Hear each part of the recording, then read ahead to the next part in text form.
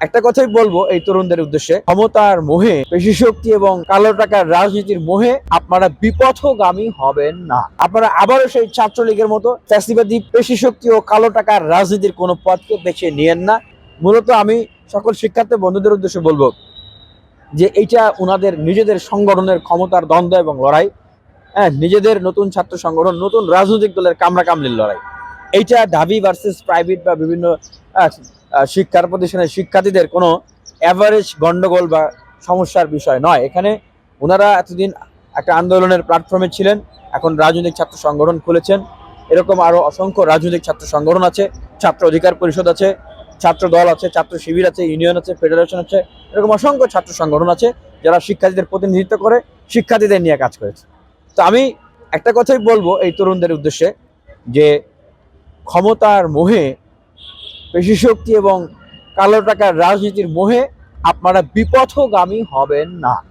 গণ অভ্যুত্থানে অংশগ্রহণ করার পরে বাংলাদেশের তরুণ তরুণীদের ভিতরে চরমভাবে একটি রাজনৈতিক আকাঙ্ক্ষা তৈরি হয়েছে।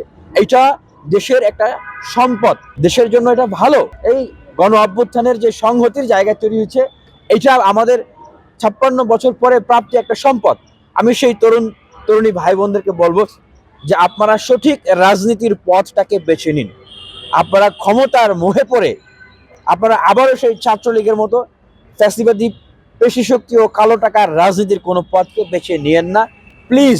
এবং আমাদের দেশের মানুষের যে মূল্যবোধ, ধর্মীয় মূল্যবোধ, মুসলমানদের এবং অন্যান্য ধর্মের যে ধর্মীয় মূল্যবোধ, যেই মূল্যবোধটাকে সম্মান রেখেই সবাই বাংলাদেশে রাজনীতি করে, সেই মূল্যবোধের বাইরে গিয়ে যারা কোনো এজেন্ডাকে বাস্তবায়ন করে এরকম অভিযোগ আসতেছে, ছবি দেখতেছি, মিটিং দেখতেছি, সিটিং দেখতেছি, কমিটির লোকজনদেরকে দেখতেছি, হ্যাঁ, এই ধরনের কোনো মানে ভিনদেশী শক্তির এজেন্ডা নিয়ে এজেন্ডাকে বাস্তবায়ন করার জন্য আপনারা কোনো কাজ করেন না।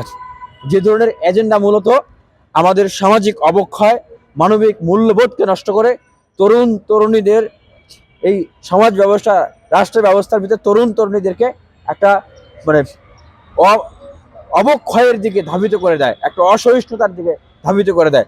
আমাদের সোশ্যাল যে স্ট্রাকচার, সামাজিক যে কাঠামো, সেই কাঠামোটাকে ভেঙে ফেলে।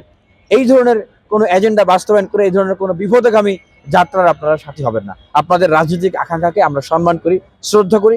আমরা আপনাদেরকে বলি যে আপনারা সঠিক রাজনীতির পথ বেছে নেন, প্রকৃত নতুন রাজনৈতিক বন্দোবস্তটাকে বেছে নেন।